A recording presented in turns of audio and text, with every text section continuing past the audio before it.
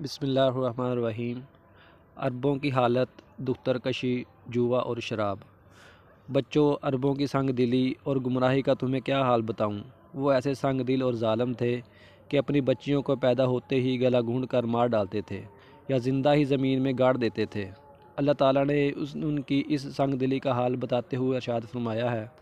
ترجمہ: جب ان میں سے کسی کو بیٹی پیدا ہونے کی خوشخبری دی جاتی تو اس کے چہرے پر کلونت چھا جاتی۔ وہ بس خون کے گھونٹ پی کر رہ جاتا ہے، لوگوں سے چھپتا پھرتا ہے کہ اس بری خبر کے بعد کیا کسی کو منہ دکھائے۔ سوچتا ہے کہ ذلت کے ساتھ بیٹی کو لے رہا ہے یا اسے مٹی میں دبا دے۔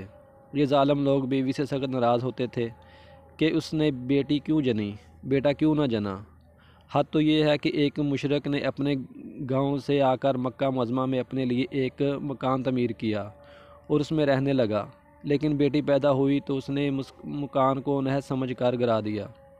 حالانکہ ایک معمولی سمجھ والا آدمی بھی جانتا ہے کہ بیٹی پیدا ہونے میں نہ بیوی کا کوئی قصور ہے، نہ مکان کی کوئی خطا۔ جوا کھیلنا، شراب پینا عربوں کی عادت تھی۔ وہ ان لوگوں کو گناہوں میں سے پیدا ہونے والی ساری اخلاقی اور عملی برائیاں ان میں موجود تھیں۔ مولانا حالی مرحوم لکھتے ہیں، جو پیدا کسی گھر میں ہوتی تھی دختر، تو خوف شماپت سے بے رحم مادر پھرے دیکھتی تھی جو شوہر کے تیور، کہیں زندہ گاڑ آتی تھی اس کو جا کر۔ وہ گود ایسی نفرت سے کرتی تھی خالی، جنے سانپ جیسے کوئی جننے والی۔ جوا ان کی دن رات کی دل لگی تھی، شراب ان کی گھٹی میں گویا پڑی تھی۔ تیش تھا، غفلت تھی، دیوانگی تھی، غرض ہر طرح کی حالت بری تھی۔ بہت اس طرح ان کو گزری تھی صدیاں کہ چھائی ہوئی نیکیوں پر تھی بدیاں۔